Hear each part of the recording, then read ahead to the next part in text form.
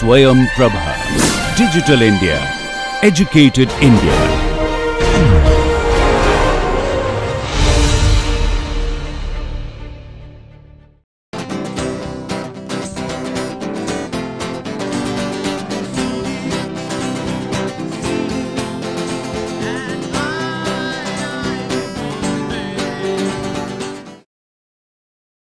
Okay, dear students, in our last session, we have discussed the steps of cost allocation.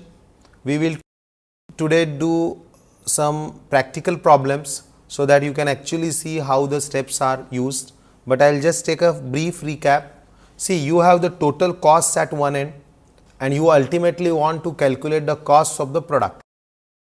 Now, this cannot be directly done because in a particular company or in a particular production setup, you may have 100 type of products.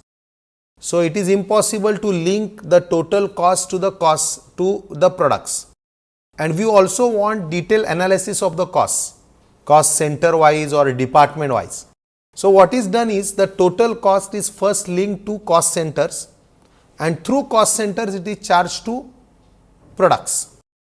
Now, the question which may come is what is a cost center, which we have discussed last time, but I will just repeat it again, that cost center could be a location or it could be an equipment or it could be a person or group or combination of this for which the cost is accumulated.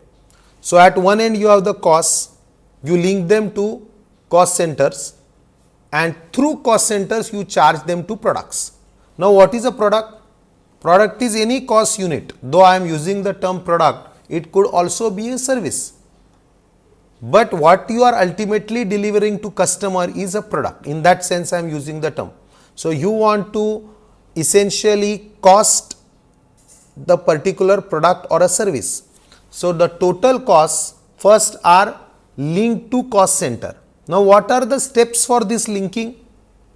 For this linking, the first step is cost allocation.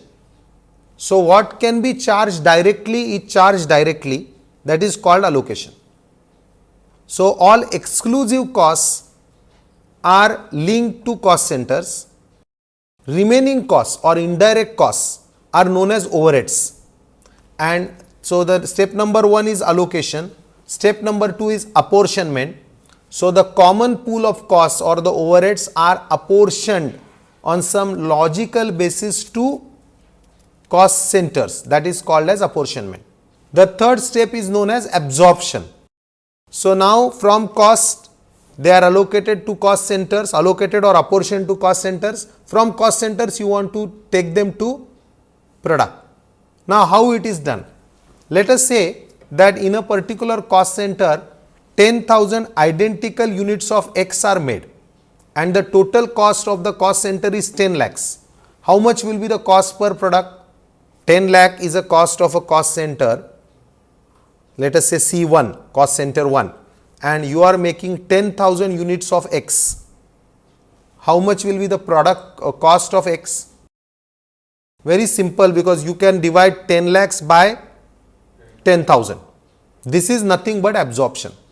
I think now it will be clear to you. So, you have total cost, you divide it by some base. The base in this case was number of unit. So, you could get the cost per unit of product X. Now, take another scenario, the cost of cost center 2, C2 is also 10 lakhs, but it is not serving only one cost center or one product. It makes product X, Y and Z. Now, what will you do? Now, you cannot divide the total units of X plus Y plus Z because they are not identical. So, you have to take some other base. Now, what could be some other base? Number of units you can't take now. So, what could be the other base? The other base could be number of machine hours. So, in cost center C2, if 5,000 hours of work is done, what will be the cost per machine hour? 10 lakh is the total cost, 5,000 hours of work is done. What will be the cost per machine hour? You are going to divide 10 lakhs by 5,000. So you know that cost per hour is 200. Now you will find out how much hours are consumed by X, Y and Z and accordingly charge the costs. Are you getting? What we are discussing now is known as absorption. So the base for absorption could be one, number of units, second, number of machine hours. Can you think of any other base? Sometimes neither units are known, neither it is very easy to know the number of machine hours. So the base could be percentage of direct costs. Say in a service industry like software, there is nothing like machining hours, there is nothing like units. They may use the development cost, which is a direct cost, and other costs may be charged as a percentage of development costs. So point is, different bases are used. So at one side you have got the total accumulated at a cost center, and then that is being charged to products using some logical basis. That step is known as absorption. Now let us look at some practical problem so that whatever we are discussing could be more clear to you. Now let us look at this case number 1. This is a very simple one. We are yet to actually go into next steps. So first step is to identify direct and indirect. What this step is known as? Can you name this step? This step is known as cost allocation. This is the first important step. Now material costs are 27,000. So what will be? Will it be D or direct or indirect? Mostly direct. Nothing more is given, but usually all material costs are treated as direct costs. So let us put D here. Factory rent. Factory rent can't be for one product. It is common in nature. So we will consider it as indirect. Wages. Again we don't know, but generally wages are direct in nature. Depreciation. Usually it is indirect because it's not for one product. It's for the facilities which are common in nature. So it is indirect. Salaries. Generally indirect because they are for maintenance, for supervising, admin and so on. Direct expenses. As the name suggests, it is direct. Insurance. Usually indirect. So it's clear. This is step number 1 where costs are identified as direct or indirect. Now let us go to the second sum. Here some data is given about the machine. You know, generally machine is treated as a cost center in production type of setups. So machine is treated as a cost center. You have been asked to calculate machine hour rate, which is an absorption rate for charging the machining cost to the products. So different data is given about the machine. You can have a look. Cost of the machine, expected life, scrap value, repair cost, lighting cost, everything is given about the machine.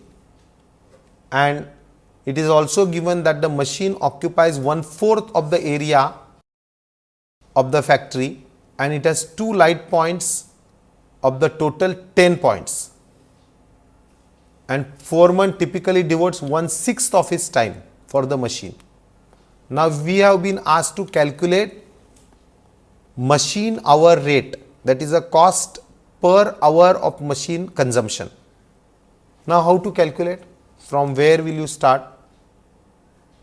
First we will have to accumulate the total cost of the machine for a particular period, let us say 1 year, and we will divide by number of machine hours to get the machine hour rate. So we will try to calculate the cost of machine operation. Will you include the cost of the machine in that? No, because it's a long term cost. Expected life of the machine is 10 years. So I will ignore that. Scrap value. Scrap value is also one time information, but using these 3 data, that is the cost of the machine, expected life and scrap value, I can calculate depreciation of the machine per year. That will be considered as a machining cost. How much will be the depreciation? Can you calculate orally? 2 lakh is the cost of the machine, life is 10 years, scrap value is 10,000. So 2 lakh minus 10,000, 1 lakh 90,000 divided by 10. So 190 is the total cost for 10 years. We divide by 10. So each year it is 19,000. Next is repairs throughout the life. Can you consider it? I can't consider the whole amount, but I can divide it by 10. So repairs throughout the life are estimated to be 30,000 divided by 10. So again you get 3,000 per year. Can you tell me, instead of giving repairs for the year, why throughout the life repairs are estimated? Because many times what happens is, repairs may not be much repairs in the beginning, but you will require a lot of repairs towards the end, that is towards 7th, 8th, 9th year or 10th year of the machine. Now it is illogical to charge the repairs only at that time. It is more appropriate if we estimate the total repairs and charge them throughout the life of the year, because we want to get a better estimate for the whole life, not just for that particular year.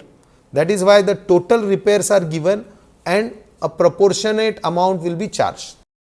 Next is total usage in hours, which is 950. So how much will be for particular year? 950 upon 10. So 95 hours, that will be our base. We will see it later. Next is electricity consumption. Units per hour are given. So again we will have to calculate it to know the cost per year. Let us look at the solution, because I think we have discussed too many things. So if we try to solve it, you can see how depreciation can be calculated. The cost of the machine minus scrap value upon life. I think we have already done it. It is 19,000. So cost of the machine is depreciation. Machine cost per annum depreciation. So depreciation per year is 19,000. Next, which we just discussed, is repairs, which is the total repairs upon life, which comes to 30,000. Now how will you calculate electricity? Electricity charge per unit is given. Total units per hour is also given, multiplied by total hours. So you can see here electricity consumption is 15, rate is 0.5, and we know that about 95 hours of consumption takes place per year. So you have 95 into 15 plus into 0.5, right? 95 into 15 into 0.5. So you have got 7125. Next, monthly rent of the department is 5,000. How much will be charged to the machine? In the footnote you can see that machine occupies 1/4 of the area of the department. So what will be the charge for the machine of the rent? Total rent per month is 5,000. First multiplied by 12. So 60,000 becomes rent for the whole year, and again it is divided by 4, because 1/4 area is used by this machine. So let us look at rent calculation. So rent into 12 into percentage area occupied. I think there is some problem. I will try to recalculate. So you know 5,000 into 12 upon 4. So 15,000 is a cost of the rent. Lighting charges are given to be 8,000, and it has 2 light points out of total of 10 light points. So how much is the cost for the machine? So you can see it is light charges into light points for the machine upon total light points, that is 2 by 10. So it is 1600. Next is monthly salary of the foreman, which is 10,000. How much will be chargeable for the machine? It is given that the foreman devotes about 1/6 of his time. So foreman's salary into 12 upon 1/6. So you get 20,000. Anything else? Miscellaneous expenses per month is given to be 500. So miscellaneous expenses 500 into 12. So you get 6,000. Last item, insurance premium is 1%. So how much premium will be charged? So it is 1% generally of the cost of the machine. You know the cost of machine is 2 lakhs. So 1% of 2 lakhs means 2000. Is it right? So I think we will recheck the calculation of electricity charges. Electricity charges are how much? Consumption is 15 and rate is 0.5 per unit. So 15 into 0.5 into the number of hours per annum, which should be 95. So you can go back and check. It is given that the total usage in hours in the whole of the lifetime is 950. So per year it is 95. So you get 712.5. So the operating cost of the machine comes to 67,312 divided by, it is not 950, we will take it 95 because you are doing the yearly calculation. So machine hour rate, that is total cost of the machine operation upon the machine hours, comes to 708.55. Is it clear to you how it is calculated? Now where you can use it? What is the use of this calculation of the machine hour? Now you may be processing a number of products using this machine. Suppose product A is processed for 3 hours. Then we can charge 3 into 708. Or suppose customer asks for a quotation and the work of the customer requires 2 hours of time on this machine. We can immediately add 708 into 2 as the cost of usage of this machine. I am not saying the total job of the customer, but for this machine cost it's 2. So like that, on any product or any service, we will add the costs of the required machining and that will become the total production cost. Are you getting? So this is how machine hour calculation helps us to calculate the costs of any product or any service. Now let us look at slightly more complicated problem. So here we will try to look at all the steps which we have discussed so far. So here company has 3 departments. You can see it as department A, B, C, and there is also one service department. Certain costs are given which are common in nature or overhead costs, and certain information about various factors are also available. And technical assessment says that service department essentially devotes this much of benefit for other departments, which is 30, 25 and 45. Using all these data, we are required to calculate the per hour costs for these departments. By cost only indirect cost, because we are not considering material and labor now, we are focusing on overhead costs which are listed here. Now how to go about, can you think of? So here you have got timekeeping and accounts costs. How to link it? Perhaps difficult. Let us take the next. Power, how to link it? Look at the data below and try to link the factor to the cost. Is it possible to link? There is a information given about horsepower of the machine. So that is a good proxy to charge the power cost, assuming that the consumption is more or less similar. So you have got the information about horsepower capacity of the departments, that will be used as a base for charging power cost. What about canteen? Generally the canteen cost will be based on the number of workers, right? So number of workers could be a base for canteen cost. Stores, below you can see it clearly says the value of store requisitions. So that is a cost driver that can be used for store cost. Depreciation, capital cost in lakhs is given. So that could be used as a proxy for depreciation. Rent, floor space is given.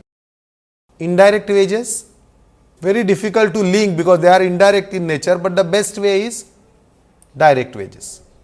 So I think now it is clear to you a cost and the cost related factor or a cost driver. Now let us see how the calculation can be done. So this is how it is done. So timekeeping and accounting costs again generally will depend on number of workers. So you know the number of workers in each and you can find out the total, which is 40.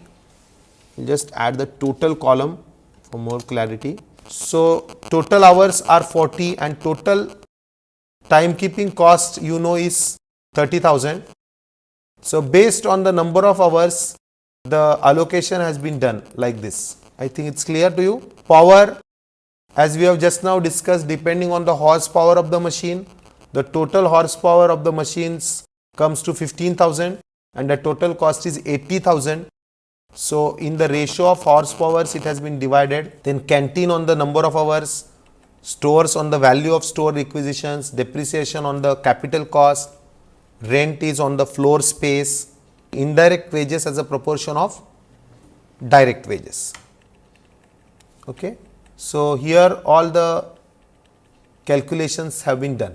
Now at this stage one problem may come is we want to also charge the store cost to the production cost, because in the first level all costs got charged to A, B, C plus service department, but service department itself is not producing anything, it is just providing service to ABC.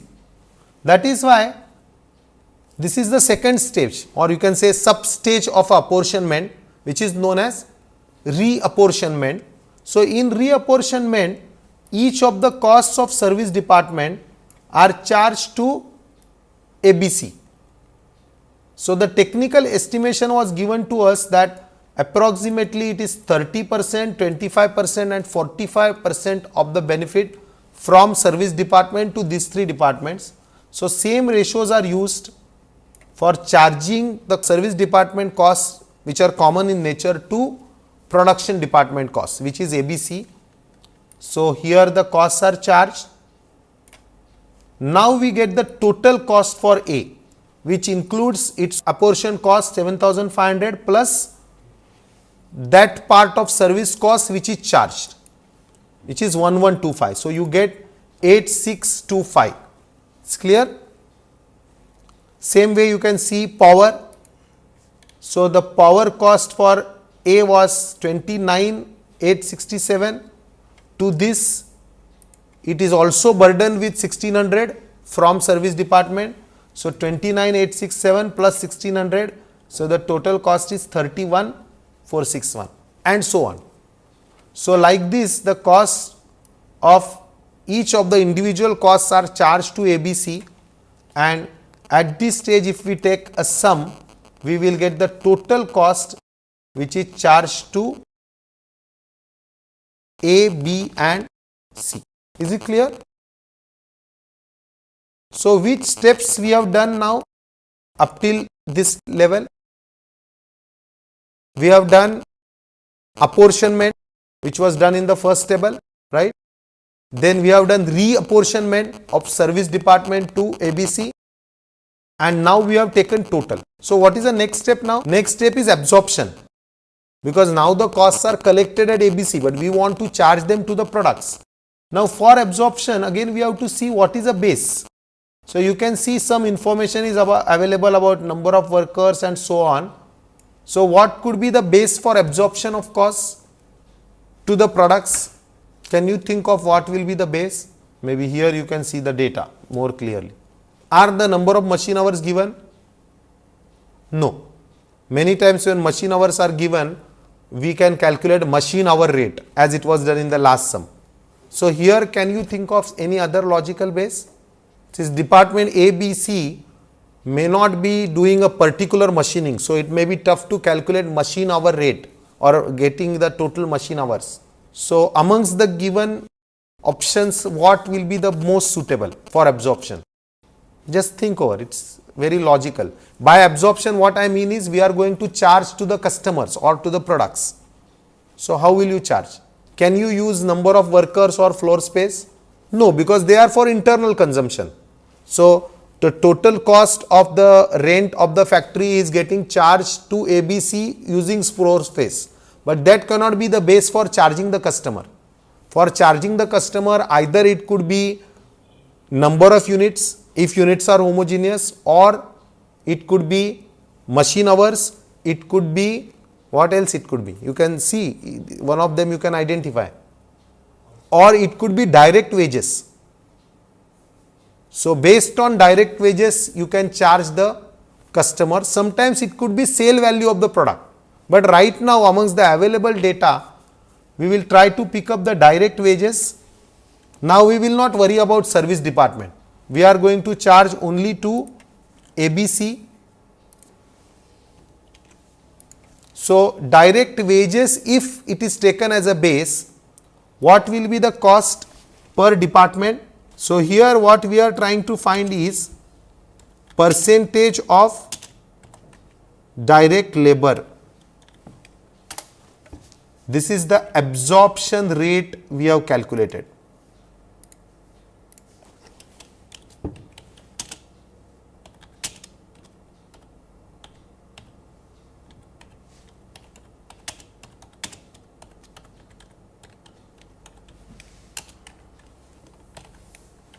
I hope it's clear to you.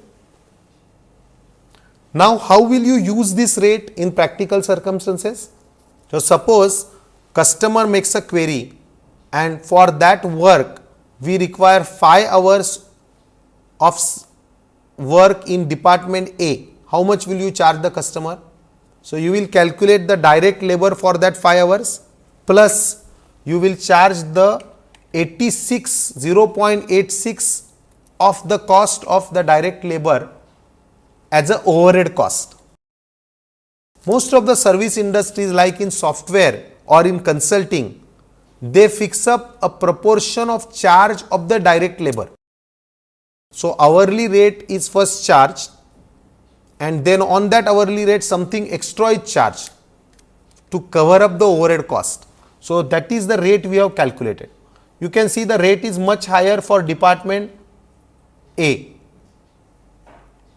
It is 0.86, 0.37 in B and 0.48 in C. It may vary depending on the nature of the costs consumed by each of the departments.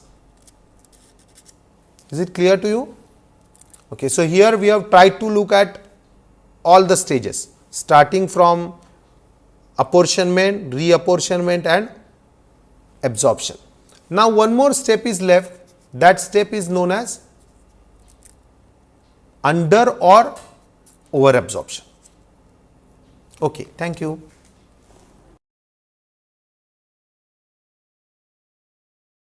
So we have been discussing about how overhead expenses are accounted for. Now we will look at the next step. Before that, a brief recap of the earlier steps. So in the first level, it is costs are allocated. That is, you segregate the costs into direct and indirect. Direct are charged directly, indirect are charged to some cost center. Next level is apportionment. So indirect costs are essentially a common pool. So you are required to apportion it on some logical basis. The next one is reapportionment. So the costs which are charged to service cost centers are again allocated to production cost centers. Next one is absorption, which is very important, and the one which we are talking now, the fifth step, is based on this fourth step. So in the fourth step, absorption, what we have done is the costs which are accumulated at a cost center level are being charged to products or cost units, as they are technically known as. For example, if the cost of a cutting cost center is 1 lakh rupees and the working thereon is 1000 hours, then we can say that the cost is approximately 100 per hour. So any job which is done in the cutting unit for 1 hour will be charged for 100 rupees and so on. So the objective of absorption is the costs which are accumulated at a cost center level should get charged to the product or service which is being delivered to the customer. Now one thing we should remember is this 100 rupee calculation was itself based on approximation, because it is done using a budgeted cost of 1 lakh and a budgeted activity of 1000. So both are estimated, and 100 which is calculated is known as predetermined absorption rate. It is called predetermined because a priori we don't know what will be the actual cost, but we cannot wait till the whole accounting is done and the correct figures come. That is why in advance a rate is calculated, that is 100 rupees, which is a predetermined rate, and the products are charged at 100 rupees as and when they are produced. Naturally what happens is, at the end of the period, if the actuals do not match with the figures which are estimated, there will be some difference. For example, we are charging 100 rupees per hour for assumption that there will be 1000 hours and the total cost is 1 lakh. Suppose the hours remain same, that is 1000, but the actual cost becomes, instead of 1 lakh, 1,05,000. Now what will happen?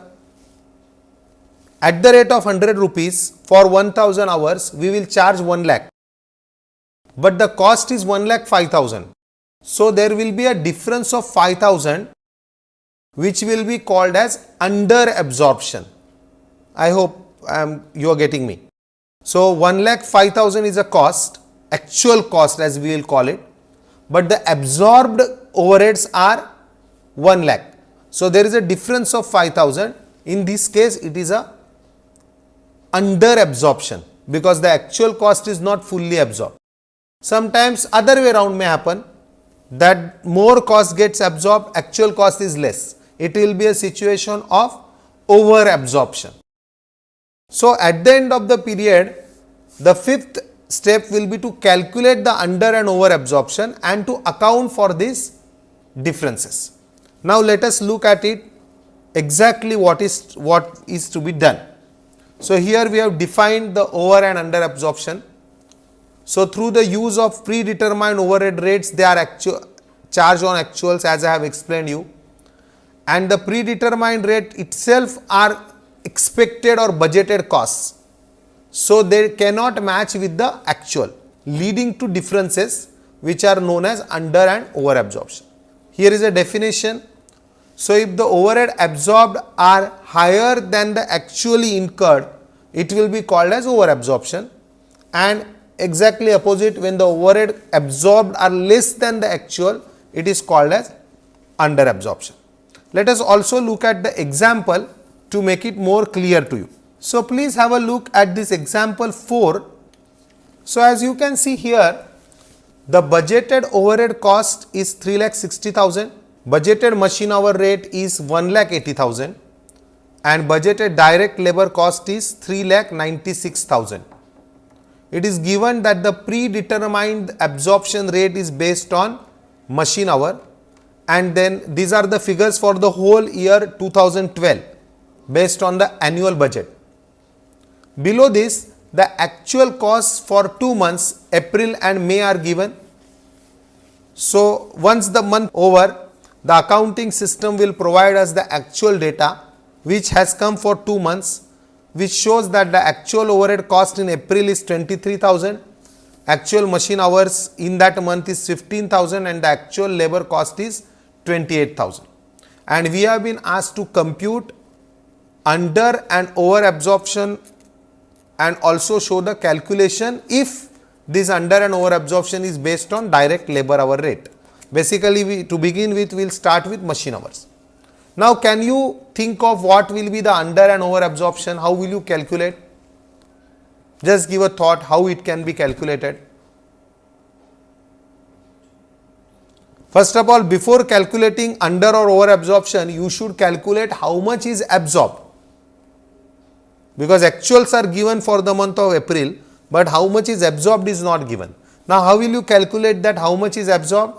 Even before that, we need to know the rate of absorption. It is given that predetermined rate is based on machine hours. So we have to calculate based on machine hours what will be the rate of absorption. So just think of what will be the rate. I think it's very simple. You can even do it without using computer, calculator and so on. Just by observing you can calculate how much will be the cost per machine hour, which is the rate of absorption. So can you calculate how much will be the cost? If you look at the budget, the budgeted overheads are 360 and budgeted machine hours are 180. So how much is the cost per machine hour? Let us look at the solution. I hope you have calculated it orally. So the step number 1 is calculation of machine hour rate, as it is known as. So 360 upon 180, we get 2 rupees per machine hour. This 2 rupee means is known as predetermined overhead absorption rate. So it is based on budget. So we call it predetermined. We don't know what will happen in April, May, June, etc. But we have calculated that the overhead cost is going to be about 2 rupees per hour. Now let us see what happened in the month of April. So in the month of April, actual overhead cost is 23. Actual machine hours, as you can see, are 15. So if you absorb at 2 rupees per machine hour, you will absorb 30,000. Now 23 is actual, 30 is absorbed. So it leads to over absorption to the tune of 7,000. I hope it's very simple and very clear to you. Now check it for the month of May. In the month of May, you will observe that the actual cost has shot up. It has become 41. Actual machine hours have also increased, but they have become 20. So at 2 rupees rate, the absorption becomes 40. 20 into 2. But the actual is 41. So there is a difference of 1000, which is known as under absorption. So you are not able to absorb the full 41. You have absorbed 40, actual is 41. So there is an under absorption to the tune of 1000. Is it clear both? Now let us do it the same thing, but taking direct labor cost as the basis. So here we are back to the problem again. Now think of the calculation if direct labor cost is to be the basis. Now how will you calculate? There are 3 stages. Just tell me what will be the 3 stages. So stage number 1 is calculate the absorption rate based on the direct labor cost. That is item number 1. Second one, calculate the amount absorbed for a particular month, that is months of April and May, and then compare the actuals with the absorbed amount. So let us look at the calculations. So what is the rate? Budgeted cost is 360 and budgeted overhead cost is 360, budgeted labor cost is 396. So 360 upon 396 means 91% of direct labor cost is our predetermined overhead rate. Earlier we calculated 2 per machine hour. Here it is calculated as a percentage of direct labor cost. We have discussed in the last session that various bases can be used. So one of the popular bases is machine hour. The second one is one which we are using now, that is as a percentage of labor cost. Sometimes it is based on direct labor hour. In very few cases, but it can be also based on a percentage of material cost and so on. So in this case, it is 91% of direct labor cost. Now let us look at the actual for the month of April. So for the month of April, the actual cost, the actual overhead cost is 23, actual labor cost is 28. So if we absorb on the basis of 28 at 91%, 25,480 is the absorbed overheads.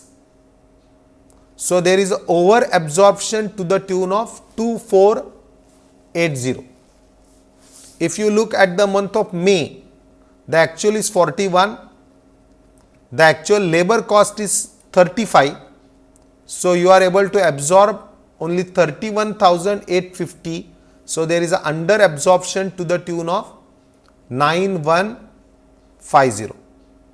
So is it clear to you now? Please also see the comparison of 2 methods.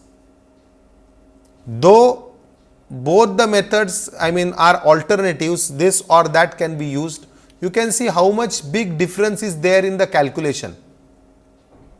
Are you getting? So, here in the month of May, the under absorption was only 1000. Now, the under absorption is as high as 9150. And there was over absorption of 7, but here there is over absorption of 2480. So, the base of absorption becomes very important, and the cost accounting data can change completely by the base of absorption.